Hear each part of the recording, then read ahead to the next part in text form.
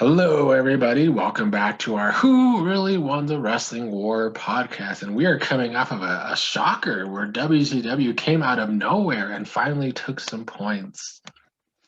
It's Who now saw it 4 to coming, 12. Nick? Did you I see it did. coming? No, I really didn't. Not the way it was going. No, me either. And it's still crazy how I just feel like they just completely switched. Yeah, I mean, I don't know how you felt about this particular month, but without giving away too much, this was a down month for me for both companies. I didn't enjoy this month a lot. Yeah, I did put both down, but I still enjoyed WCW way more than WWF. Spoiler alert, I guess. Yeah, I mean, I don't mean to second your spoiler alert, but they may have gotten the nod from me as well. I'm thinking that's probably going to be the case. Before we get into this, though, I wish this wasn't airing so far because I have to do this because of my time. So by the time we talk about this news, it'll be old. But I feel like I need to talk about something recent because it's bothering me, to be honest. Yeah. And I also wish I had more time just to have a podcast about current wrestling because I could rant about it every week, to be honest. But honestly, I wanted to talk to you about AEW because I know you said that if you preferred AEW over the WWF, but I feel like Tony Khan is a buffoon, and I need to talk about it. But I mean, first, I guess I want to hear why you prefer AEW. It just feels fresh to me, man. I feel like WWE has had just a formula in place for so many years now, and they are refusing to budge from it. And it just feels like everything we get from WWE is rinse, repeat, rinse, repeat, rinse, repeat. And so even though AEW might be doing the same stuff, I think because it's a fresh company with fresh faces and just kind of a fresh feel, to me, it's more appealing right now. Yeah, I guess that makes sense. I mean, I did try to watch both NXT and AEW the other week just because we're doing this, so I figured why not. And Yeah. honestly, I didn't see much of a difference between either, in my opinion. It was still kind of just all a bunch of wrestlers with no character doing shit. No, I'm with you. And I also, when we first started this, I watched the Royal Rumble matches just because we had just talked about the Royal Rumble. Yeah. Like, I do love Bianca Belair, I really do. So, like, that's a good thing because I feel like she's honestly a character, and I feel like she looks the part as well.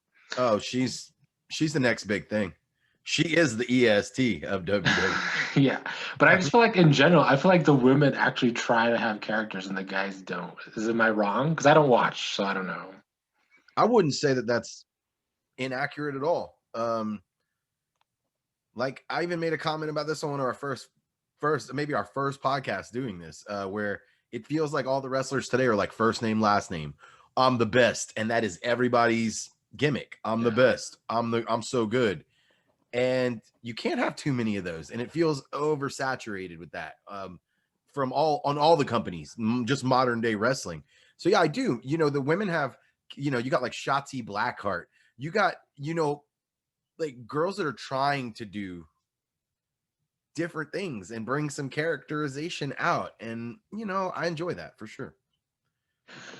Well, anyway, my news this week because oh my god, social media just drives me crazy. But so The Big Show? No, not that. We talked about him once before because I like to call him dumbass Dave Meltzer. But his awards came out this week. Oh, did they? Yes, and the whole 1,500 people that vote on these awards is just so prestigious. Even though they all just vote the way Meltzer talks because they're clearly Meltzer's sheep. But anyway, I can't. I don't understand. It comes off like a joke to me why Tony Khan and AEW they're promoting this on their Twitter account because Tony Khan won Booker of the Year. And then he goes on Meltzer's show and talks about it as well. And to me, it's just like we're just circle jerking each other. And nothing's better because it's really not that different than WWE, in my opinion. No. Tony Khan is a lot more like Vince McMahon than people want to think. They're both egomaniacs who would rather beat their own drum than the drums of their employees who should be the center of attention. So I 100% agree with your assessment that he's trying to promote himself more than he's trying to promote his wrestlers. And to me, that's absurd. Yeah, definitely. And I know this won't come out 2 months after this is news. But like, I honestly wanted to say, like, if his dad wasn't a billionaire, to me he's like almost exactly like Josh from the Challenge of Big Brother. He's that much of a goon. A goof, a pure Yes. goof. He is. I think so anyway. I'm sorry. I know AEW fans will hate this if they're listening. I'm an AEW fan and I don't hate it. I see the absolute there's a lot of validity to what you're saying. There's a lot of validity. I think the appeal for AEW to me has nothing to do with the booking or Tony Khan. It's literally just, I don't know, new faces. As weird as that sounds, just a new group of faces, and it feels like they're a little bit better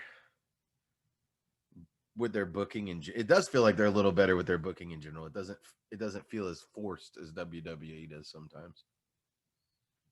Yeah, I just wanted to get that off my back because I know Meltzer, he has a certain style of wrestling he likes. So of course AEW fans are going to vote in this award. So to me it's like if a Star Trek message board had an award and they were like, what was better this year, Star Wars or Star Trek? And then Star Trek wins, it's like, well, that shouldn't really be a surprise. And it's not really this big feat. No, I agree.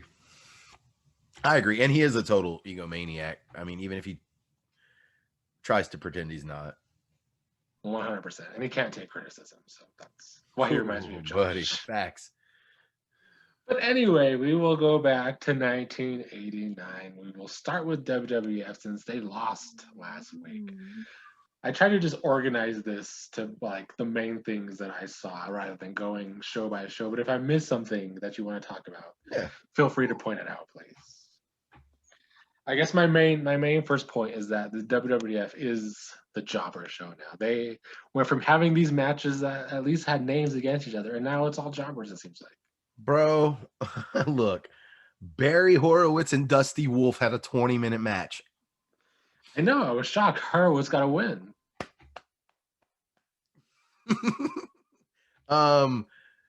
Yeah, dude, Roma and Zukov had a 15-minute match. I agree, bro. Couldn't agree more. And that is partially why the product is going down in my mind. The soul thing for me that WWF has going for it is Bobby the Brain. I know we beat that drum so much, but it needs to be talked about because it's true. It's so true. The bulk of the entertainment I get from watching the WWF side is listening to Bobby the Brain make comments like Elvis Presley was a great honky tonk man impersonator, you know, stuff like that. Like only like just this genius level stuff. And I just wish they had a better product to go with I agree. What he brings. Yeah, one of his comments we didn't get to talk about last week because I forgot. He was talking about who he's going to choose who Rick Rude defends, and he picked Barry Horowitz, and I thought that was hilarious. And Barry Horowitz gets a win. Yeah, so right maybe he's getting a build to the Intercontinental title. I guess one of the main storylines, though, was this whole Ronnie Garvin, Greg Valentine, loser leaves town feud. Garvin loses, but now he's a special enforcer referee, and I don't know how I feel about it, to be honest. It's kind of a mess, man. It's kind of a mess. First of all, look, you're giving Horowitz and Wolf a 20-minute match. Garvin and Valentine have a career match that lasts about 6 minutes. A career-ending match that lasts about 6 minutes, but we're going to let jobbers go at it for 20. I'm not understanding like what they're trying to do here. Yeah, me either. I mean, it's cool. They found a way to keep Garvin in the mix, and he was able, you know, he's interjected himself a ton this month in that role. I don't know though. I don't feel it. I'm with you. It doesn't do anything for me. Yeah, it kind of just makes Garvin like this easy out in matches now, where he's like helping people win matches basically. And he's out for faces, kind of like, but yeah, like a face sort of manager, like true, that's helping him. So it's different, I guess. But I mean, I just don't know. It's just because Ronnie Garvin, I don't know. He just hasn't. He's so old at this point. It's like he's not the most charismatic cat to begin with. Like, nobody cares about Ronnie Garvin is the problem, even at this point in time. Agreed. Now, one of the highlights for me, at least, we'll see how you feel about it, is the Million Dollar Man Jake Roberts feud. And it's really, I mean, it's kind of cool that Roberts has gone from one good feud, even though it ended badly in a match, one good feud to another. Yeah. And he doesn't get enough credit as a face. I feel like he always gets his credit as a heel, but like he's obviously a great babyface if he's going from good feud to good feud. I agree. I think he set the stage for a lot of the tweener guys, right? Because you're even noticing, I'm jumping the gun a little, but you're even noticing in WCW right now, Flair is going back to slight face mode. So I've always liked the guys that that are tweeners. They can go between face and heel pretty fluently, and I feel like he's one of those. So I like the fact that he's, you know, versatile when it comes to, you know, being either, but he's more of an anti-hero face. Like he's not the traditional, you know, eat your vitamins, say your prayers, brother. He's kind of like the OG Stone Cold style. That's like, probably why it still holds up well too. Yeah, no, exactly. Cause he's just that tough face, you know, that doesn't take no shit kind of guy. And I like, you know, those are some of the best faces ever when you're that anti-hero. I could not agree more. I love DiBiase, pure one of the best heels, one of the best things WWF has going for it right now. Yeah, him being the chicken shit heel is just working. Yeah, and Virgil taking his place in that match against Jake Roberts was also a great touch. Where he's leaning over the humidifier. He's got like, I'm so sick. Yeah. And then he comes out and beats Jake's ass after that. After Jake beats Virgil. Classic DiBiase. Very good stuff from that feud. Definitely my favorite thing going in the WWF by far. Yeah, the main thing that's really happening though on this show, these shows, according from what I see, is the push for the movie. No Holds Barred is getting like a lot of screen time. Yeah. And Debo has arrived, so watch out because it's going down. Yeah, man, it was a lot. It was a lot of promotion for No Holds Barred. I mean, I watched it when it first came out. I won't lie, I went and watched it, so I actually remember this. The promotion worked then. It was a big deal, and the movie sucks. So, like, you know, well, if the Zeus character is any indication, I could tell why. And I don't remember for sure, but I don't think he lasts a long time in the WWF. I think he's there. I think it's just this year. Yeah, he's there for like a few months while this whole thing's going on, and then he's kind of out. So, I mean, my big takeaway from WWF is the genius, bro. Yeah, you already knew that was coming. But I mean, come on, Lanny Poffo, brother of Randy Poffo Savage. It is a great character. I mean, he had people throwing shit at him. That's when you know you got heat. Whenever you got the crowd throwing stuff at you because you diss the Bruins, you diss the Red Sox, you diss the Celtics, you diss every Boston like in one promo. They get rowdy up there. Yeah, for sure. This was back when they sucked. So it's not like now when they're actually great now these past 2 decades. But back then, not so much. Well, maybe the Celtics. A lot of suckage from WWF this month, honestly. I have a lot of things sucks written. A Big John Studd sucks. He does. Rockin' Robin sucks. Like all these people cutting promos suck. Yeah, I agree. They're having some storylines, but they're like undercard storylines that aren't good. Because we have Duggan who beat Haku to become King Duggan. I guess that was another big point. But like, why? Thank you. Why indeed? I mean, I get it. It's funny. The Rick Steiner slow guy is now king. True. So there's, you know, a little bit of humor to that. But you got like Hillbilly Jim feuding with the Honky Tonk Man. Like, you know, just so much stuff that people don't care about. People don't even care about the Big John Studd Andre feud that they're trying to build. Like, yeah, I guess maybe because we're far away from their next pay-per-view, so maybe hopefully it'll get better as we get to SummerSlam. But right now, it's just the doldrums of stories and feuds. And I'm not a fan of Duggan, which is crazy because he was one of my favorite wrestlers when I was a child. Go figure, you know. But I'm not a fan watching back. He's a face that did not age well, unlike. Yeah, touche. Yeah. Oh. Yeah, my one other note before Saturday night's main event was just on the Rockers, just that they're entertaining against jobbers, and they're starting a feud with the Roju brothers, but like the other feud, I guess, is just over with the Brainbusters. Yeah, man. I don't. It seemed like they were too scattered. Like they didn't even know what direction they were going, because it seemed like they were building up the Rockers to the Brainbusters big time, and then that just completely. Maybe it's because I'm hoping it's because they're trying to revisit it maybe in a few months. I hope so too. Once the Rockers get a little momentum back, because they just had them lose to the Twin Towers, who were single-handedly defeated by Hulk Hogan. Yep. And that was a good feud too, because they put on good matches at least. Mm-hmm.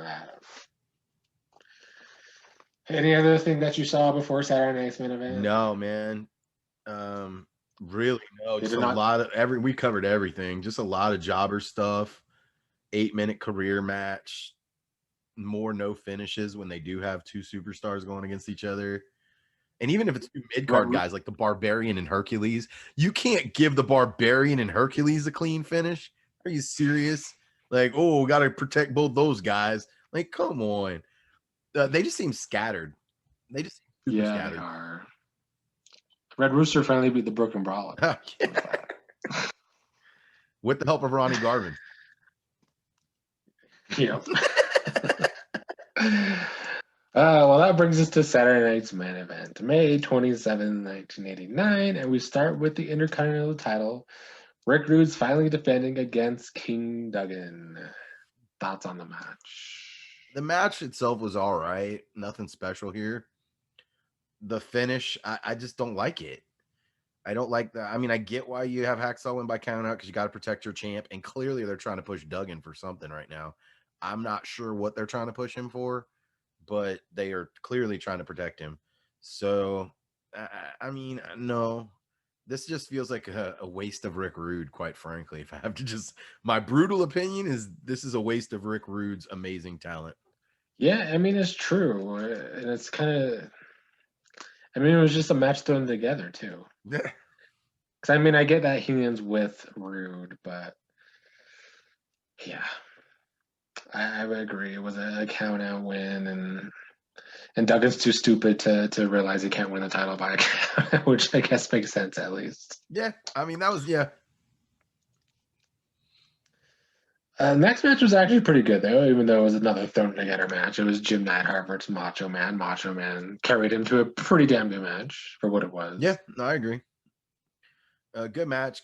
Finally got to see Sherry involved with Macho Man, which I think this match was more about that than anything else. It was to establish Sherry as the heel manager of I call him Randy Poffo now, because now that the Poffo brothers are I can't help it. But yeah, it was a pretty good match, considering Anvil's not known for putting on great singles matches. This was actually a pretty fair match. Yeah, but you're right. I do think like the main thing was it put like Sherry with Macho Man on a national stage after all these last couple of years of Elizabeth. Yeah, got to see the heel tactics from the manager. I think it was just kind of to set the stage. And apparently they're like jobbing out Anvil to just about everybody, and the Heart seems to be beating everybody. So I don't know if this is like the preface of the Heart Foundation split. Maybe.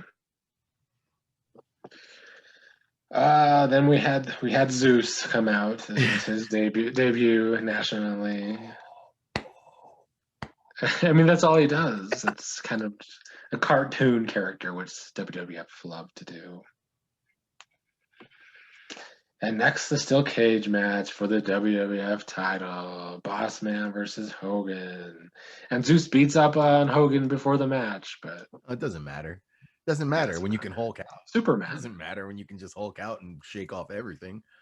This match was underwhelming for me, honestly. Considering it was a cage match for the title, I was expecting more, even out of Hogan and Boss Man. Neither one are great in-ring workers, quite frankly. But I was expecting more. This match kind of sucked. It did. I mean, I'm really not that huge on cage matches, honestly, but This was definitely one of the worst ones. They did so much wrong with this match. I mean, I don't even know where to, like, it was just not a good match. Like, front to back, it was not a good match. I mean, especially since we just saw Hogan beat both him and the Twin Towers, both of them together just a month and a half ago. And then if you were going to like bring Zeus in that way as this like possible actual threat to Hogan, then you need to have him make a difference in the match and have Hogan lose the match, because then that builds up Zeus's credibility as, hey, look what I did to Hogan. I mean, even at least just that Hogan can't fight in the match or something. Right. I mean, even though that would suck for the fans, but still. I agree. But yeah, they don't have anybody else for Hogan, so I mean, it has to be Zeus because he's beat everybody else basically. I mean, they have Rude and Mr. Perfect, but they're still ways away from that. And lastly, the tag titles, Demolition and the Brainbusters. There was another blah match. I really do not like watching Demolition. Dude, I don't know why I liked them so much growing up. I don't, bro. Because like, it must be a kid-friendly thing. Yeah, it really probably was. Because I'm with you. I like nothing about this. I didn't like the finish of this match. I didn't like anything about this match. Me either. It was a very underwhelming Saturday night's main event. Yeah, and when this is the card of the month for WWF, like this is supposed to be the exciting card of the month. Wow, just super underwhelming. And then you have Snuka looking like he's 60 years old at this time. I forgot about that. Yeah. Coming out, like he didn't age. This was supposed to be when he was like fresh, and he looked old as fuck.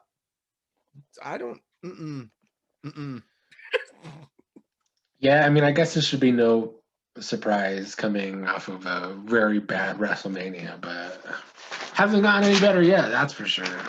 Yeah, they're not trying to fix it. Certainly not. Yo, it almost makes me wonder what they're going to do next, because I feel like it might be pretty bad until like July or August. And even then, I don't even know what they're going to be doing. Bro. We might have had a complete turnaround between WCW and WWF.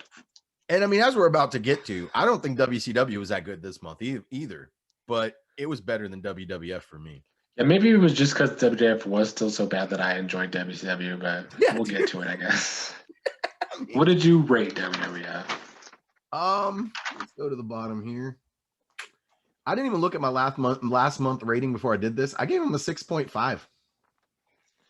Yeah, that's below me. I gave it a 6.6, which was a little down the month before.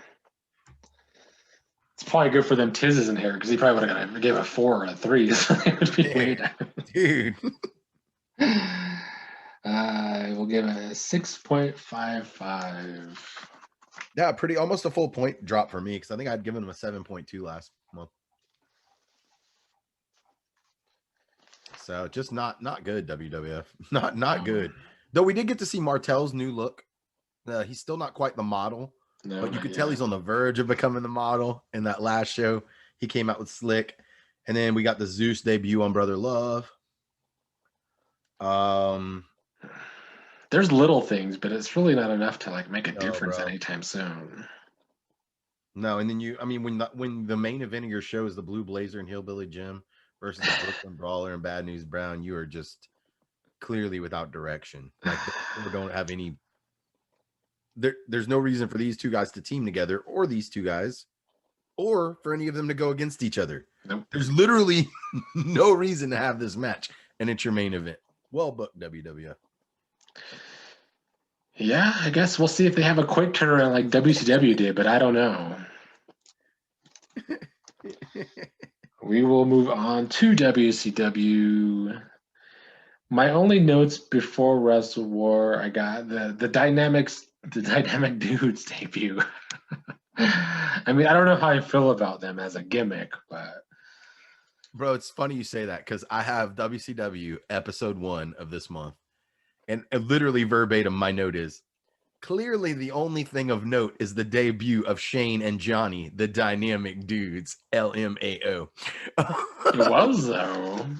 We got to see Flair and Steamboat and squash matches, which I'm okay with that. I liked how they had Steamboat win with the chicken wing again, which kind of made you think about the match coming up, which I liked. But the first episode of WCW for this month was not great. It wasn't. It was highlighted by the debut of the dynamic dudes. What did you think about the designated hitter thing between Animal and Dr. Death? I felt like it was an interesting concept. They didn't go ahead with it because it was just like a clothesline instead of a punch. But I thought it was kind of interesting. Yeah, it looked like we were about to get one of those slap fights that like you see the professional slap wars where you just sit down and they take turns. I was ready for it. Me too. I think they should have done it a little bit. Oh, yeah, agreed. It's just something different. Just do something different. Yeah. Well, that brings us to WrestleWar 1989, where Junkyard Dog decided he ain't going to be jobbing and quit. And we're going to have Great Muta versus Eddie Gilbert's brother instead, unfortunately, to start the show. And is that what you think really happened? I mean, that's what I read. I looked it up. Oh, no shit? Yeah. Junkyard's like, I'm not losing to Muta. Yep.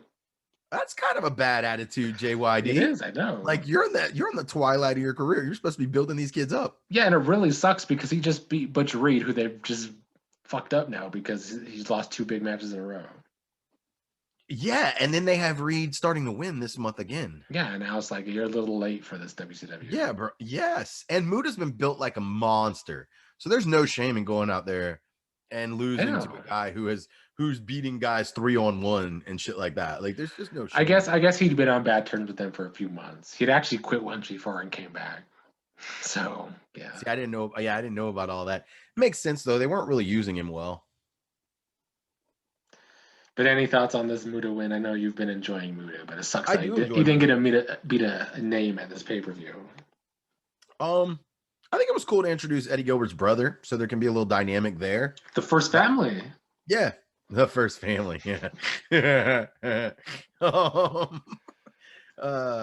I do think this is going to set up a Muta Gilbert match. So at least I do think, I hope it leads to a Eddie Gilbert Muta match, because logically that's where the story should go from here. Yeah. Then we had one of your top 3 feuds from last month. We had, first it was, I can't read my notes. I was like, don't skip Reed and Ranger Ross. Butch Reed and Ranger Ross. Yeah. Butch Reed did get a win, finally, I guess, over somewhat of a name who's kind of been getting a little push, but they've been weird with Ranger Ross because he's like a super jobber one month and then he'll string together a few, but the only people he's beating are jobbers. So he's clearly at like that just better than jobber zone. And I think they were trying to do this to keep Reed relevant because, Butch Reed still has some guys in the tank. They've dropped the ball on him though. Yeah, they have. I was glad to see him get the clean win though. Yeah, at least let's he try needed to it. Yeah, he did badly. Sorry. Then we had the bull rope match between Murdoch and Orin Jr. The feud that pained me to add to my list, quite frankly. Don't forget that. What is your opinion of bull rope matches altogether? I don't like them. Me either. I don't like the dynamic. I think it tames a lot of guys' offenses. You can't really do much because you're strapped to that. So it's gonna what little offensive variety these two guys have, which is already minuscule to begin with. Now you've just clipped off. They only got 20 moves in their arsenal, and now you just took away 16 of them. So it's just super boring for me. You? I agree 100%. I've never liked bull rope matches. I agree. They just take away the offense. You said it perfectly, really. And especially when it's these 2 old dudes doing it. Like, it'd be different if you had a high flyer or something who's going to use it in cool ways. And I get that it maybe I guess adds stakes to a match allegedly, especially to these 2. But yeah, it was just not a great match. I mean, if you're gonna have it, and you're not gonna have it using some like Blue Blazer type guy who's just innovating offense for that time period, I guess these are the 2 guys it makes the most sense for because they're both West Texas boys, so it fits the whole motif. But these guys are already pretty boring to watch as it is, and this was actually a painful match to watch for me. It was. I found myself clicking 10 seconds forward a lot. Murdoch won. I did like that Horton tried to get his heat back by hanging him after the match, but yeah. next we had finally a good match. I don't know how I feel about the booking, but we had the Dynamic Dudes and the Samoan SWAT team, and we have a huge upset by the debuting Dynamic Dudes because SWAT team's been getting a push. This is a huge upset. This is a massive upset. Matter of fact, I think the SST is probably about to win this tag tournament. So having the dudes get a win over them, I have it all in caps. I was like, what the fuck just happened? I mean, I think that's why it's good, though. At least it's something surprising. I loved it. For the record, I loved it, but it was super surprising. And it gives the Dynamic Dudes some street cred going into this tag tournament. Yeah. So you can only assume that they're probably going to have a little run in it. Yeah, I agree. I think it did what it needed to accomplish. I mean, like at first I felt kind of weird because they have been giving Samoan SWAT team the biggest tag team push, really, other than the Road Warriors, but even them. But yeah, I think it just puts Dynamic Dudes on the map because they're new. So why not just give them this shocking upset? And it was a clean win. Yep. But what do you think about the Dynamic Dudes gimmick? I mean, that's a tough one for me to answer because there's one part of me that's like, I fucking love it. And then there's another, like the real part of me, like the more rational side of me is like, of course it's a joke. It's freaking terrible. But they're just like some surfer guys. And then their little training montage on one of the following episodes. Oh my God. Like, I don't know what they're trying to do with the Dynamic Dudes. I don't even know what their gimmick is, Nick. I'm not even sure. I mean, I agree. I feel like they're just super surfer dudes who are just cool. But I guess maybe it's an 80s thing. I don't know. It is. I mean, I feel like a lot of the wrestlers from this era were like blonde hair, surfer kind of looking guys, like Sting, even Luger to a small degree. Yeah. Like they fit that Eddie Gilbert. They just fit the mold. And clearly they're trying to push them. They are. So I mean, I don't hate this win though. I really didn't. It was surprising, and I don't think it hurts I don't think it's going to hurt the Samoan SWAT team as much. My one worry about the Dynamic Dudes winning this match would be that it really halts the SST's momentum, but I don't think that's going to happen. I think the SST is going to probably at least find themselves in the finals of the tag tournament for sure, if not winning it, and that's going to give them all the momentum back. They might even beat the Dynamic Dudes in the tournament, and I think they should. That would be the best way to go. And that makes this win make even more sense because it makes them seem like a credible threat if they happen to meet in the finals or something. It makes the Dynamic Dudes actually seem like a credible threat against the SST. Up next is one of my favorite things, which was Michael Hayes and Lex Luger U.S. title. They've been building Hayes as this hill. Hayes is going to win the title without the Freebirds. And then he wins the title because of the Freebirds, which was great. I thought this was, I mean, Luger controlled the match, which was great too, because it fits the character. And then Terry Gordy caused Luger the match, basically, which was great. Bam Bam out of nowhere. Good booking. Yeah, I'm with you, man. Love this match. Love the match. The way it felt like a good match is a good story. And this match made sense. I mean, I think you hit the nail on the head. Luger controlled the match, and then out of nowhere comes, Hayes can do it on his own. And oh wait, Hayes doesn't have to do it on his own because Gordy comes out. So yeah, no, I loved it. This is one of my favorite matches for sure. Yeah, mine too. Let's see. Next we had Sting squashing the Iron Sheik. Buddy, the Iron Sheik's a little over the hill at this point, bro. Because I remembered I was thinking the Iron Sheik was gonna like be something or something, but like he looks slow, out of shape. I got nothing good to say about this. He's definitely past his prime. Taps out in like a second too. He tapped I mean, out. I guess that makes Sting look super strong. That's for sure. Yeah. Dude's like, I'm ready to go home. 1 second into the Scorpion Deathlock. Just get me out. Just get me out.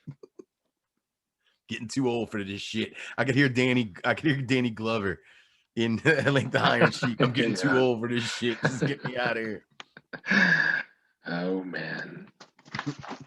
Well, next is what it wasn't the main event. It should have been, but we have Steamboat Flair Part 3. Luthez, Pat O'Connor, Terry Funk are the judges. Thoughts on the match? This was interesting for me because I was almost sure that when they introduced 3 special guest judges that it was going to go to them. Me too. Because otherwise, I mean, it's a good swerve. You know, I can appreciate the swerve. You know, you make us look left and you go right with it. So I don't hate it. It was not what I was expecting. I was expecting a 60-minute match, especially when I noticed how early it was starting in the show. And I was like, okay, this thing's going in the distance. This was honestly my least favorite Steamboat Flair match of the last 3 that they've had. I agree. But it was still better than anything WWF put on this month. The ending was a little weird to me. I love the entrances. You know, you got Flair coming out with like 20 girls. You got Dragon and entering with his kid on a horse. Yeah. His kid is like riding a unicorn. He's like, yeah, I'm taking my kid to the ring on a unicorn. So yeah, I mean, the match was okay. I mean, these 2 guys aren't going to put on a bad match. Let's just be like, it's not going to be a bad match with these 2 guys. No. But it was a weird finish, I thought. It was just a weird finish to the match. Yeah, I mean, I did like that they built some good things in the match. The Steamboat at his knee, Flair at his back. That's always good. I looked it up too, and I feel like this is regarded as one of the better of their matches. But I agree with you. I feel like I like the other 2 better. I definitely, that was my first thought after watching this one, because those I didn't skip through. Like I breezed through some matches where I'm like, oh, 10 seconds forward, it's bullshit. I watched all the Flair Steamboats, and yeah, this was definitely the most just the most lackluster for me. Yeah, I agree. But after the match, it could just be we're getting used to it. Honestly. Yeah, that's true. You know, when you see him enough, and the storyline, honestly, the feud has just kind of been redundant, like I said last week. So it's a breath of fresh air, which you were about to get into after the match. Oh yeah, definitely a breath of fresh air. We have a pretty great angle where Funk, who's supposed to be this retired guy with the old guys, wants to congratulate Flair. Says maybe he could challenge Flair for the title. Says he's joking about it, but then really just beats the shit out of Flair and injures him even. Yeah. Great stuff. Yeah, I loved it. He's like, you're telling me I'm not a challenger? Like I don't deserve a shot. And then he just, you know, pile drives him outside on the floor and takes it to him. And I think it kind of, you know, I said this earlier, it gives Flair a chance to show his versatility because he is so good. He's another one of those guys that his gimmick plays well as face or heel, and he doesn't have to change that much to go between the 2. Yeah, and it's just a quick way to like make him a face. Really. Instantly. You just beat the biggest face ever, and instantly we just transform you into a face from a heel by getting the absolute dog shit beat out of you by Terry Funk. It's a big feat, honestly, to do that. Yeah. It says so much about Flair. That's why he's the man. So yeah, he pile drive Flair on a table, hurt a disc. That would be the storyline going forward. But we still have 2 matches on this card. I mean, not much to talk about really, but we got the Varsity Club versus the Road Warriors. But this sets up the big tag team title tournament, I guess. I hated this. I mean, I get it. I mean, I'm okay with the tournament or whatever, but I hated this finish to this LOD Varsity Club match. I hated the fact that you can just strip a title holder. Like how many times throughout wrestling history has the person with the belt purposely walked out of the arena and got themselves counted out, or purposely got themselves disqualified because they keep the belts? By introducing something like this, it takes away like the whole champion's advantage for the heels, which I don't like. And they're not even in the tournament. Right. It just feels like they're cherry picking. Like they're adding these stipulations just this time. Like you'll see somebody getting the dog shit beaten out of them outside the ring by interference, but they're not getting disqualified in this match. But in this other match, they are. There's just no consistency. Yeah, I hated this too. I hated the way that they got stripped of the titles. I do like the tag tournament though, so I guess it kind of got made up a bit. But yeah, this match, this ending, not great. I agree with you 100%. Like they could have still had the tag tournament and made it for like the number one contender, and then the winner gets to take on whoever. I don't think they had to strip them of the titles. Oh, we're gonna take away heels titles because they're acting like heels. And I don't even like the Varsity Club, but still, I didn't like the ending. Like, what are y'all doing? I didn't understand this booking. I'll just leave it at that. I did not understand that booking. But your boys were in the main event. The first family in the main event, baby. They were defending their U.S. tag titles against Spivey. The other half of the Varsity Club. The Varsity Club owned the co-main and the main. They did. They retain. Your tag team retains the titles. They ain't holding it for long. I got nothing to say about this. I hate it. I'm ready for the Steiner brothers, which I think we're about to see. Yeah, you would think so.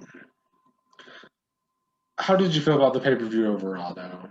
Best show from either company. Yeah, that's for sure. It had its down moments, but it was still a good pay-per-view. It was way better than I was expecting it. Whenever I saw it was just kind of second show of the month right after the first one, I was like, I was kind of expecting like a Clash of Champions, the first one we got, not the second one. And I was like, eek. But it worked for me. It was solid. It wasn't amazing, but it was solid. Yeah, I think with the booking committee now with Ross and Sullivan and I think Eddie Gilbert are all booking. So I think they at least try more things. We are not just getting masked people, thank God. Yep, 100% agree. And I already like what they're doing with this Funk storyline, that he's going to work his way from the bottom up. He starts with a person that's never fought before, gets him to not even want to do it, still beats his ass after like a good old mean heel that he is. And then he fought Eddie Guerrero, a young Eddie Guerrero, which was a very green Eddie Guerrero. And it was still a good match, though, yeah. Yeah, it was, dude. Eddie Guerrero is the man. Like, even when he was supposed to be a jobber, he was the man. Furthering the point, Eddie Guerrero just doesn't have bad matches. I would agree with that. And last of the month, he beat Davey Rich. So, but I do like the story that Funk is just trying to work his way into the top 10 since Flair said he wasn't qualified, and then he injured Flair. And doing it in a, he's pretty brutal with all of them. Everybody's getting the outside pile driver, so. And I also like how he goes into his whole gimmick is like, he's just this old man. He'll talk to you slowly. He'll talk to you nicely, but he's really just a huge dick when he wants to be. Yeah. He's good on the mic. Terry Funk's better than I remember him being on the mic. We talked about it a little bit, but we got the vacant tag team title tournament.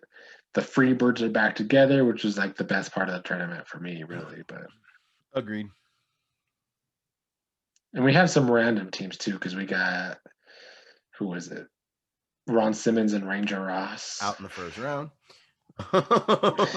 Yeah, but I like that there's a storyline to it. They're out because Teddy Long is recruiting Simmons. Yeah, he pulled him away from the. Yeah, I mean, they even, like I said, WCW for me, they're making more sense than WWF is. Even in their mid to low card matches, they're telling stories. Yep. They're making shit make sense. They're not just saying, "Oh, we're smashing these four guys together in a main event because why not?" Well, that's why it's a complete turnaround. Because I don't know if you remember, in the first 3 podcasts, we were like, "Oh, the WWF is trying at least. They're really trying with their stories." And now it's the complete opposite. So true. What about Norman? Yeah, we're getting this Norman. I don't remember him, but this is Teddy Long's first signing. This crazy Norman character. I just wrote, "What in the actual fuck?" And then I was like, this is either the best or the worst thing I've ever seen.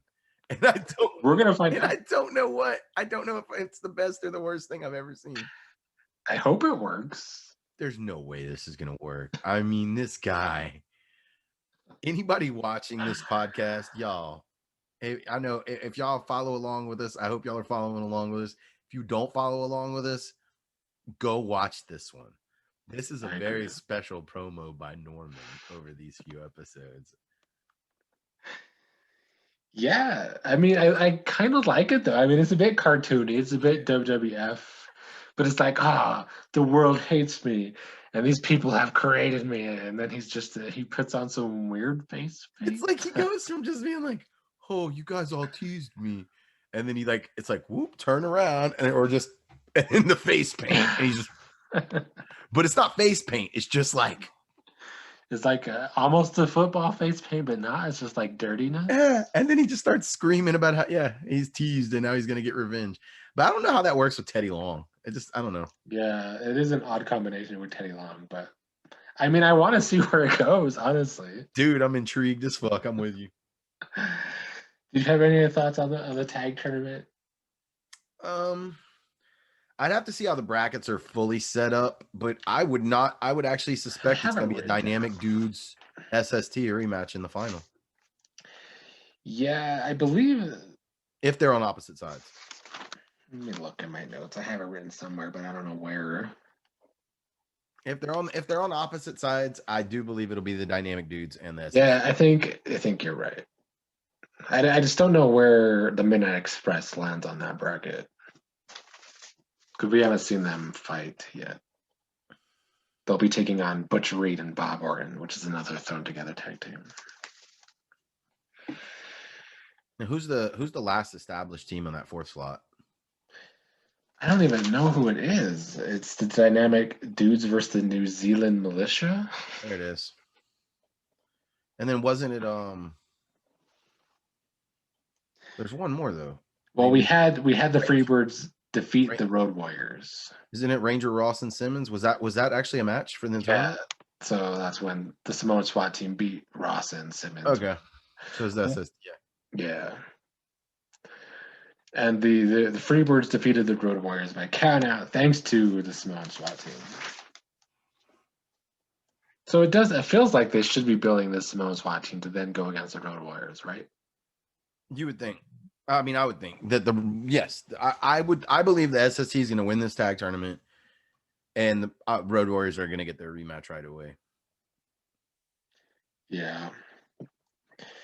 The other thing I got, they seem to be building towards a Muta and Sting thing, which I kind of like. That's about to happen. I actually vaguely remember from my childhood, those two went at it a little bit.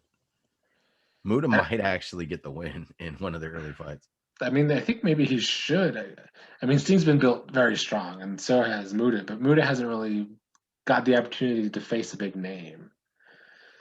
Story-wise, it would make more sense to me if they let Muta win their first fight, and then Sting could be the returning, the redeemed hero. Yeah, to be the first guy to beat Muta. That's I would prefer to see it that way rather than just Sting beating him right off top. I would too, and I like how they're keeping Muta as the guy because Sting's been challenging him, and Muta keeps coming out wanting to fight, but Gary Hart's the one stopping him, which I like. Yeah. Yep. And Muta did finally beat Ranger Ross on this episode, so he finally did take a step up past the past the pure jobber level. So I think they're definitely that collision course is starting. And then we got more Scott Steiner too. Yeah, we did, and there's something we haven't talked about because it's been going on a few months now. What is it with this nerdy girl fan of Rick Steiner's? This what? There's like this nerdy girl that she's like a fan of Rick Steiner, and they keep interacting in the audience, and I don't know where it's going, but I think that's going to end up like being his girlfriend or something. It feels that way. Yeah, I want to say that there's a short storyline where that's his girlfriend. Because this has been going on at least 2 months, if not 3. Yeah, I do believe that that's what they're gonna put that to. Yeah. And then the Scott Steiner Sullivan got disqualified after winning the match. Yeah. Yeah. That goes back to the weird rules where they're picky. Like, I didn't know that was possible. It's happened. I've always hated when refs do that when someone wins, but then since the hills being too hill, the referee reverses the decision. I don't like it. I don't either.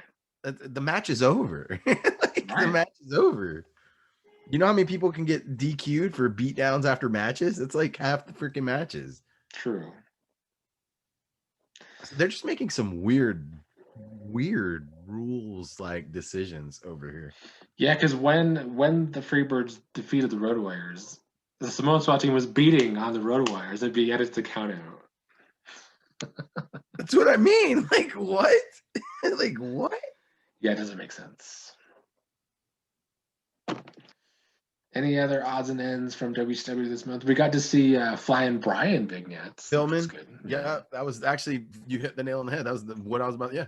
We got to see Pillman, who for that time, Pillman was, he's like Owen Hart-esque for the WCW side. He's going to be very aerial, bringing a lot of cool moves that weren't introduced by this point in time.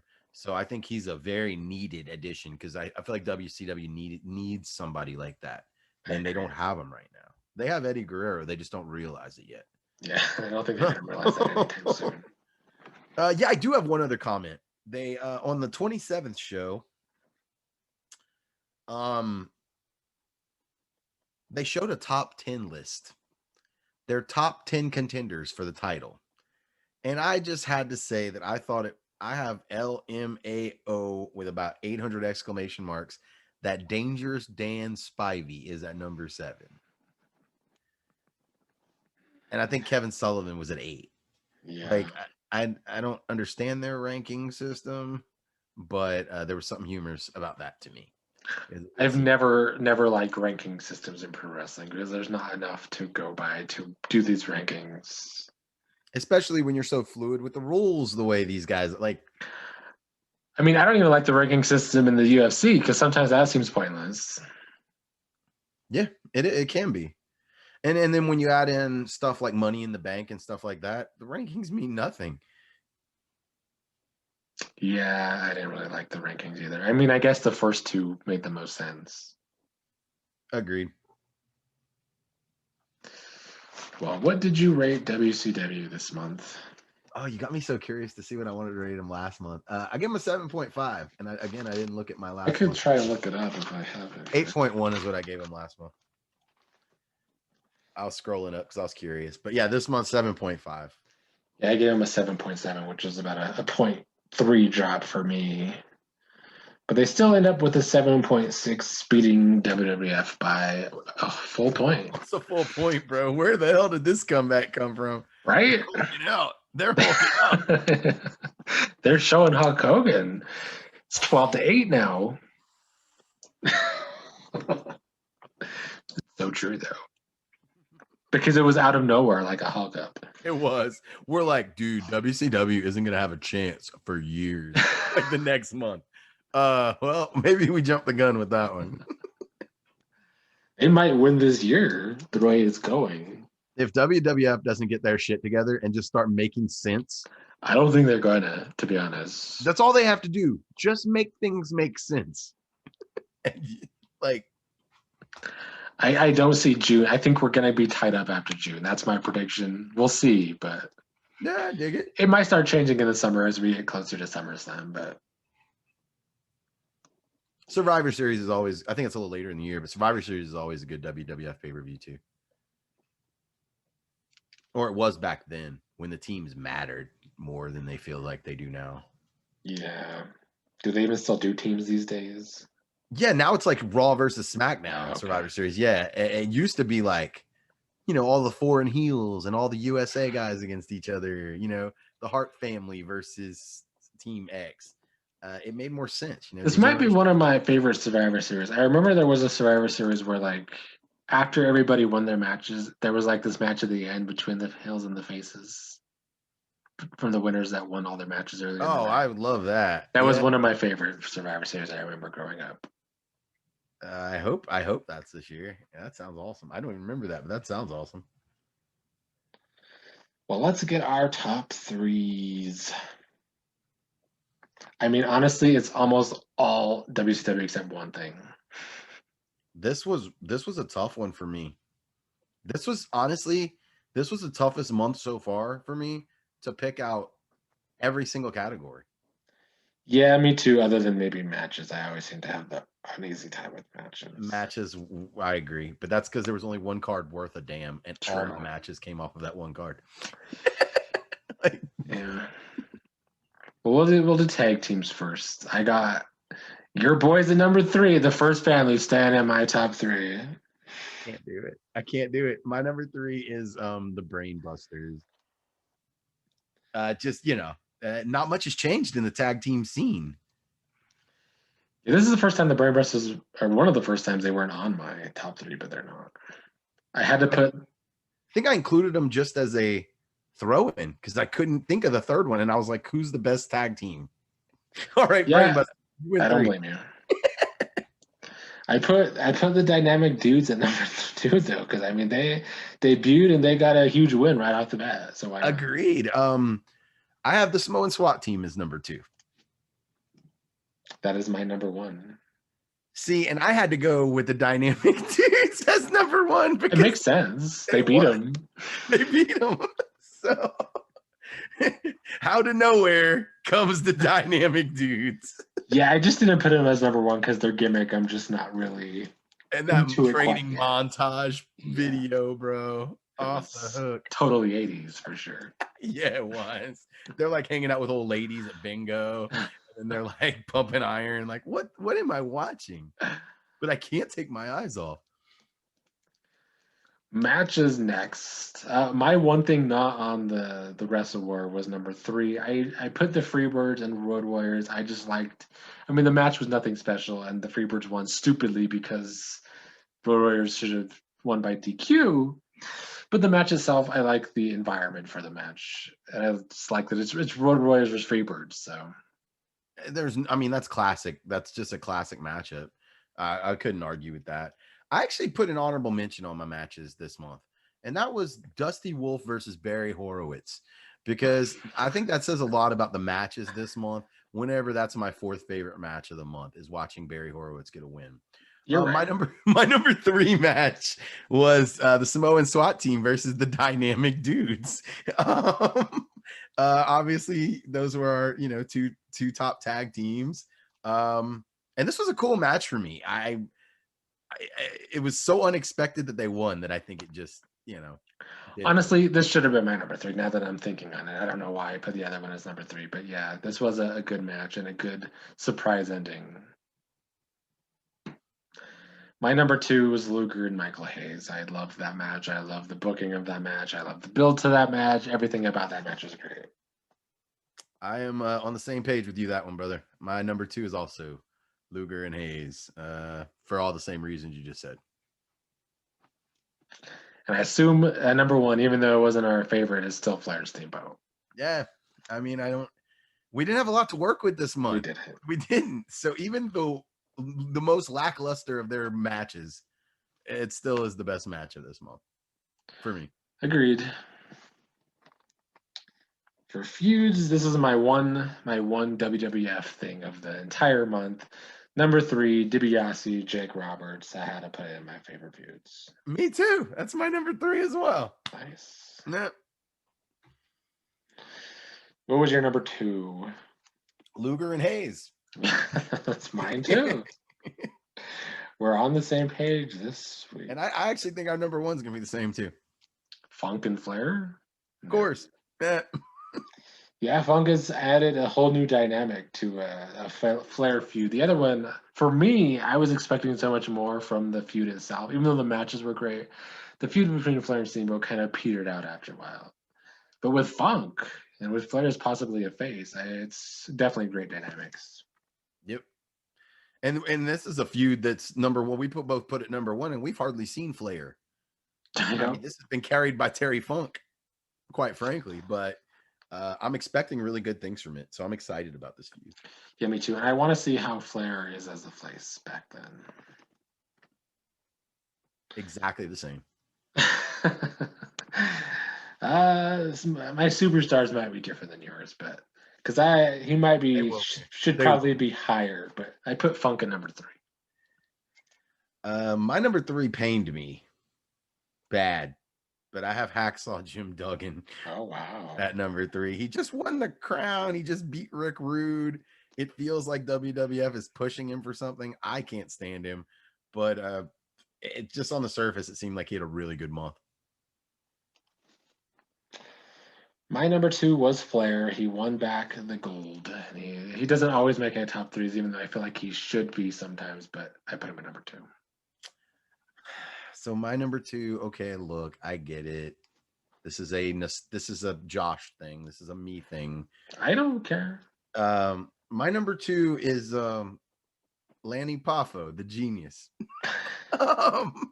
I thought his promo work was great. He got in like 3 or 4 matches. He seems to have a match every card, and he's winning.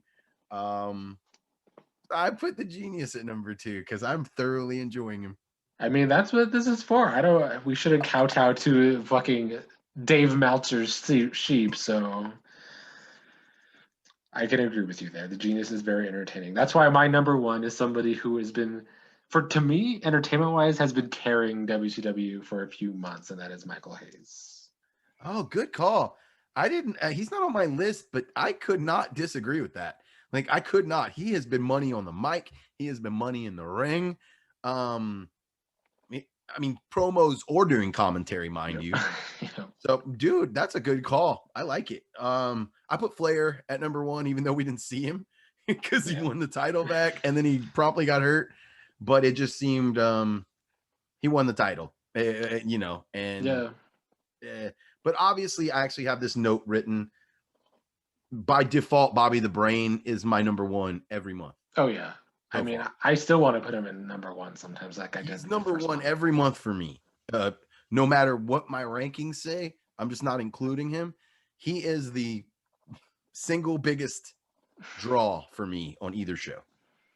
If we do fucking Dave Meltzer awards at the end of this year, we're gonna have to make him Entertainer of the Year because it's not even close. It's not even close. He gets the gold, silver, and bronze. Oh yeah. Just pure carry.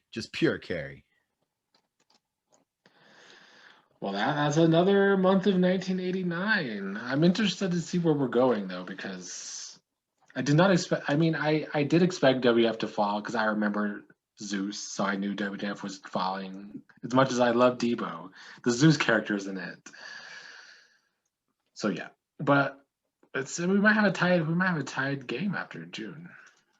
Yeah, my prediction is that I actually think WCW is probably going to hold for at least the next month. The Funk Flair thing's about to come full swing. You still have Luger and Hayes both doing their thing. And the WWF just seems so fractured at this point. Like they don't have a clear direction. They don't know what they're doing in any scene. I also looked it up and I don't remember. One of them, I don't know if I think WWF might not have a big show this in June either. So, double whammy. Double whammy. Yeah, that's going to suck for them because I do think that this Funk Flair feud is going to be good, entertaining wrestling. And I think that alone is going to probably carry WCW next month. This is the first time where after doing all my research and watching all the shows for the month, I actually almost started watching next month's ahead of time. I didn't want to get confused myself, so I didn't. But I'm that intrigued by what WCW has coming. Even though I don't think this month was that great, I am very intrigued about the very near future. Yeah, even like we talked about, even though this whole Norman character is probably going to be a failure and weird, it's still intriguing, and I want to see where it goes, especially with Teddy Long. Who doesn't love the Shockmaster? You know what I mean? Like sometimes things happen that are so cringy that it's beautiful. And I feel like Norman is that guy. Like it's going to be so cringy that it's going to be great. Kind of like Damien Mizdow kind of stuff. Like just kind of that was entertaining. Just real cringy, but awesome. Well, that concludes WCW Up Again. Could tie WWF after next month. Likely will, but we'll see if WWF pulls out something crazy. I doubt it, And y'all, just remember, be dynamic. Couldn't agree more.